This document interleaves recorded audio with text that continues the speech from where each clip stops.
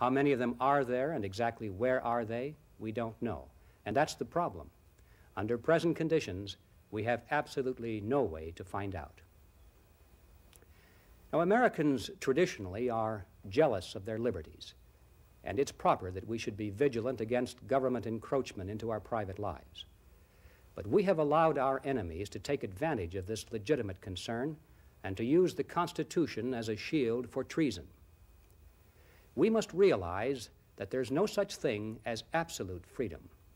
For every right, there's an equal and opposite restraint.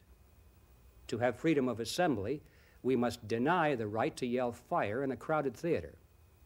And to have a system of political freedom for all, we cannot allow totalitarians the freedom to destroy the system itself. The Constitution was never intended to be a national suicide pact. And so the first step back to safety and sanity is to restore, as rapidly as possible, all the layers of internal protection that have been stripped away. This must begin in Congress, with legislation to reverse the offending Supreme Court decisions. Then the Freedom of Information Act must be overhauled to exclude internal security cases. The restrictive FBI guidelines need to be revised in favor of national security, and the congressional investigative committees need to be reactivated.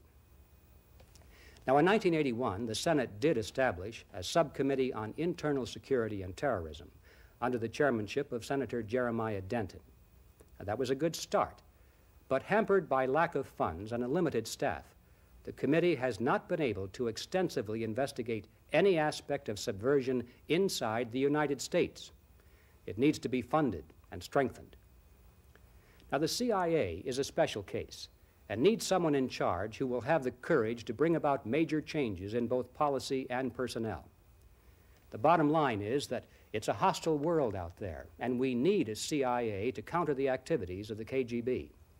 But we do not need people running it who think the best way to oppose communism is to set up a socialist regime with communists in it. Of one thing we can be certain.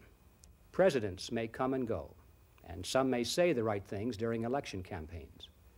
But after they assume the office, they'll become engulfed by a giant bureaucracy which will provide them with advice, select the information they receive, and carry out their orders. Until there is a major clean-out in Washington, we can be sure that presidential intentions, no matter how pro-American, will be subverted.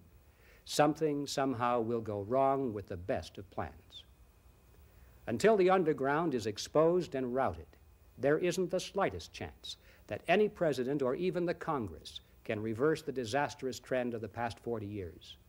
And if we do not reverse that trend, not only will we push the rest of the world into communism, but we ourselves will become the ultimate prize of Soviet conquest.